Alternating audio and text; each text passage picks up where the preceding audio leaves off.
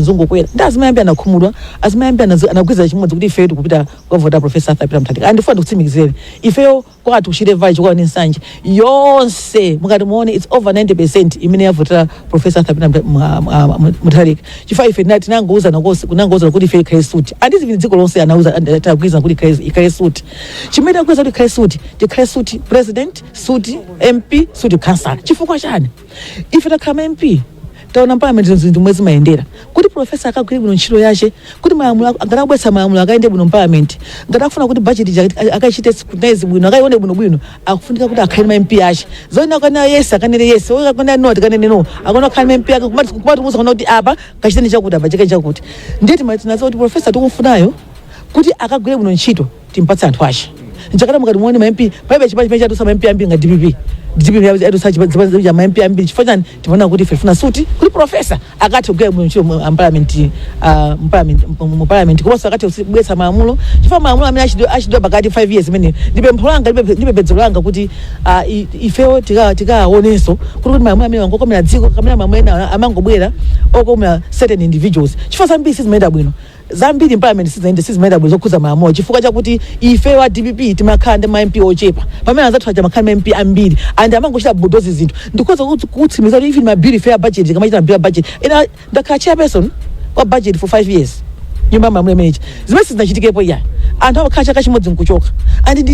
ndi zonse trend yonse ndaiona imene imayendera budget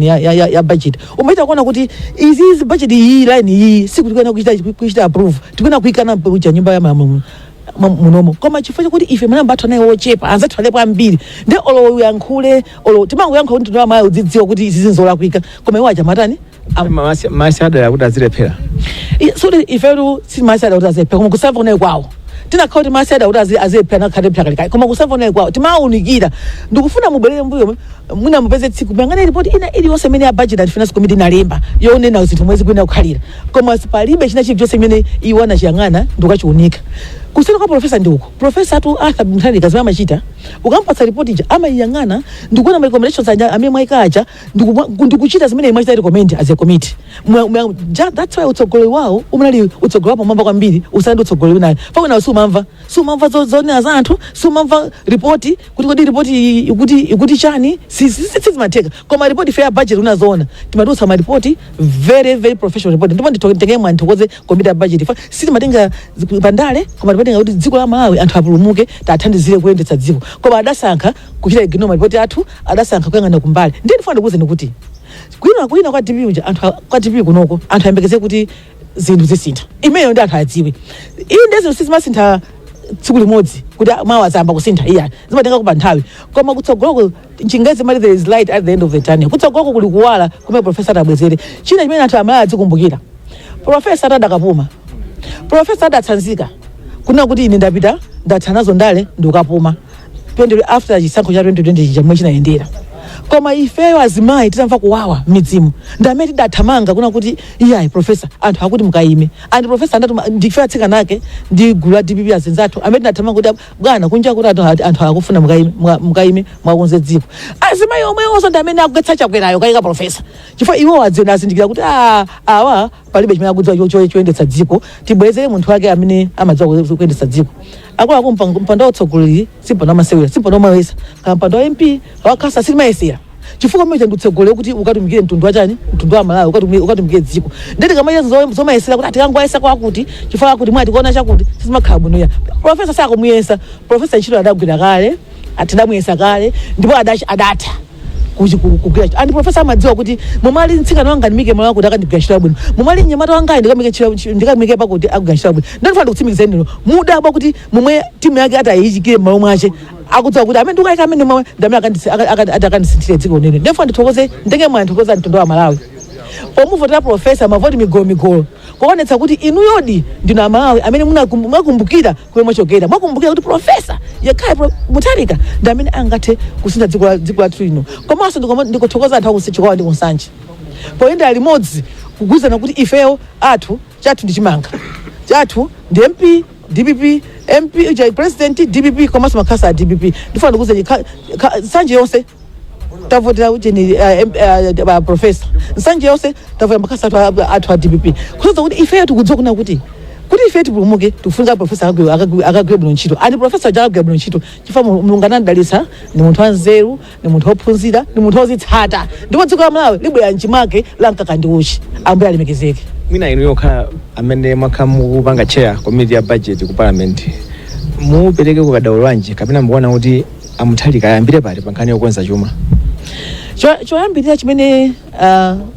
ningakuza chokuti amuthalika tusafunga munthu wauza chinthu kuti akayambira pati chifukwa munthu ndozindira kale munthu akudziwa kale kuti akachite koma ineyo ndikasanga kuti akamachita zimene zonse ndikudziwa kuti akachita ndingobweza kuna kuti pali zinthu zake zoti akaziunikire makamaka parliament kucha ndikufunitsitsa ndithu kukakhale audit budget audit kukabwere audit akaone kuti ndalama zimene timapereka ku parliament yozagwira chani chifukwa kuti chitukuko chibwere ndi ndalama ku budget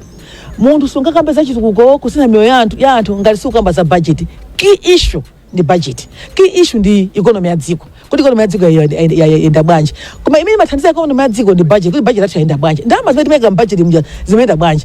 mukadzidzimuka inuyo ndikukuuzani kuti akachita audit pa budget athu aenda mbuyo onsewo kuti ndalama zimene timeka ife budget sizagwira ntchito imene zimene okuyambira ntchito budget ndiye kuli ma institutions amene amayang'ana zimenezo kuli auditor general kuli anthu kuli ACB kuli zambiri even zitukuko zimene timana kuti zitukuko zipite kwa anthu mwachitsanzo ndikuposa chitsanzo ya magetsi akumidzi amene akupita kwina kulikonse koma muli madera ena kuti anatuka mauje nawo kuti apatse magetsi akumidzi koma osapatsa kumene kucha akafunsa kuti ndalama zimene zizi zaenda bwanji ndikudziwa kuti akamayang'ana za economy ya dziko budget ikakhala chinthu choyambira kuti akaone kuti akachite review kuti kumbuyo mose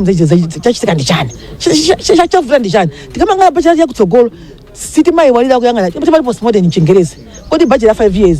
aneka chani ndipo yachitanji number 1 number 2 each and every parastato kulikonse kumene kuli parastato kubwera exit audit ikationetse kuti achita chani kuti anthu ena ikhaingati handover akaona kuti makampani amene kuti chachitika ndi chani ndalama zimeenda bwanji akapeza kuti ndalama anthu achipanda makati ngati amba kumakampani amenewo zimene wacha angadandawa mbiyo mukuna kuti if atipiti nkati mwe service hivi siti nkati ya achita zimene zozo ndiwo ndikufika so audit kuti akaona kuti audit imene kuti kumene kuku kulicha embassy tipitemo kuli kukuweti tikaona kukuweti kuti chachi kukuweti ndi chani ndalama zasoka kukuweti ndi chani mwachitsanzo ku Kenya kaya kuti kumene kusiku apita anthu akayang'ana kuti zimakhala bwanji china munthu ukakhala kuti wakuyashira ntchito ya boma sumayenera kukhala kuchita zinthu za ndale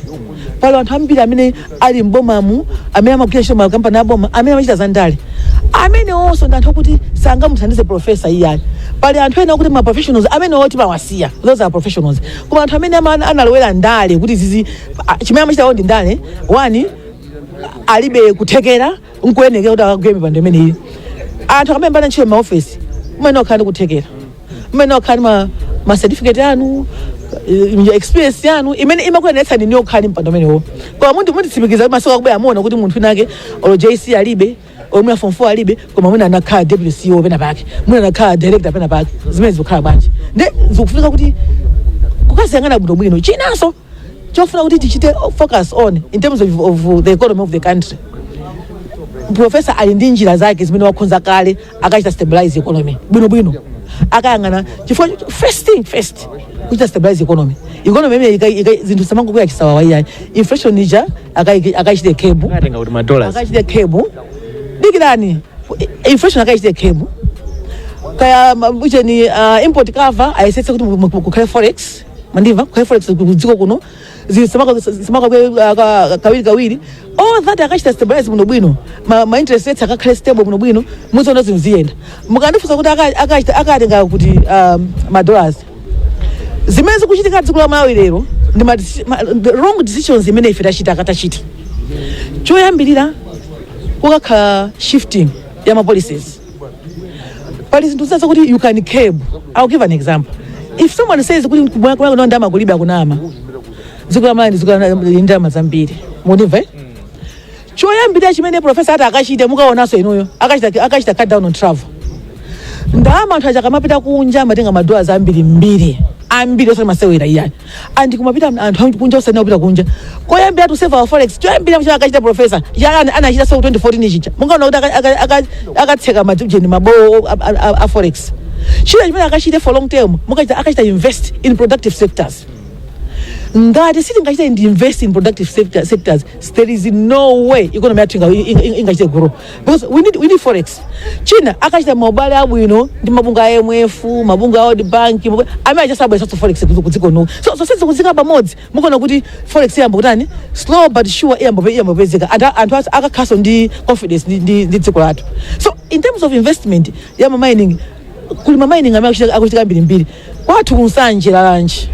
kumene kuli mining imene kuchitika kodi boma ikuchitika pochana anthu akuchita pochana atikapeza ko bije migodi ya ujeni kuli magolide kumene anthu akupita kwachita mine kuli mambiri amene zikungotidutsa. So we need to have proper policies in place kuti tichite chani tichite invest mwanje mu agriculture tumuli ndama zambiri but we have to invest in infrastructure. Kuti infrastructure yoyenera kuti zichita produce chipanga tizidya makomatu mukomanso kagulitse kunja kuti ibwetse forex. So there is a lot that professor will do and he has already done it. Ine ngone pakatali ndi patali koma muno wake wachita kale zonsezi ndipo muona momwe masuku amene akubwera mu professor zimada achita kwendesa dziko lino la Malawi. Mina maomaliza pamene tikumaliza wachoza ndinu maomaliza ndakuti ndisokoze mtundu wa Malawi pokhulupiriraso professor apapita muthalika kuti ndi amene angayendetse dziko la Malawi. Ma president anapo 17 unasopita 17 koma Malawi munakumbukira fantai zinatu kupita kutsogoza khoka siku mathandiza iya umenera kukumbuka amene wachokera uli ngati mkazi waitenga wakati wa mkazi woyamba wamusiya uri mkazi amene samaphika bwino samachapa bwino kana ukatseleka ukali wakazi wachiwiri uwanaso mkuma mafuta akulu kupasa oyamba uchi ndo makabwana mbuyo kuti ine mkazi anayo oyamba uchi ndendo thokoza mtundu wa Malawi chifukwa vote mwaberekaye ndi vote ya confidence mwa professor ndipo ndifuna ndikutsimikizireni kuti ine ngati mlangizi wa president pankhani za chisankho professor ndikunza bwino kwambiri ndipo inunso mukunza bwino kwambiri ndi professor atopusira kwambiri odziwa kuyendetsa dziko ndipo tamnamuyesa ndipo ayendetsa dziko la ndipo mukumbukire even mwana ankanenga dziko 2014 dziko linali lili mavuta akulu mwa professor anali sintha ndiye ndikufuna kutsimikizeni kuti professor atamira talika abwera wabwereraso komanso zonse zimene makhamu kuzivulira zicha zitheka koma mukumbukezi sizimatheka tsiku limodzi tiye tidekhe Malawi timpatse mpata ayike bwinobwino zinthu zake zonse mapolisa onse kuti ziyende bwino bila chitsogolo kwambiri kwambiri amene ndi Agriculture Siganda amene ndi mlangizi wa mtsogoleri wa dziko amene wasankhidwa Arthur Peter Muthalika amene akhala akuyankhula masanano ku mtundu wa Malawi komanso kwa atolankhani amene asonkhana pano ndiye nthani yonse tikudikirira kuti afike mchipinda chimene chakonzedwa kuti iwo ayankhule masanano komano ife takacheza ndi anthu osiyanasiyana tachezapo ndi atsogoleri ena chipani cha DPP amene afika malo ano amene ndithu akhala kuti yankhula kutiuza zimene chipani chimenechi chakonza komanso ngati boma kuti achita zotani. Tilinso ndi mmodzi wa akuluakulu chipani chimenechi tikudziweni poyamba. Ine ndine Pastor Moses Shumba abusa ndi udindo mchipani udindo ulipo ndithu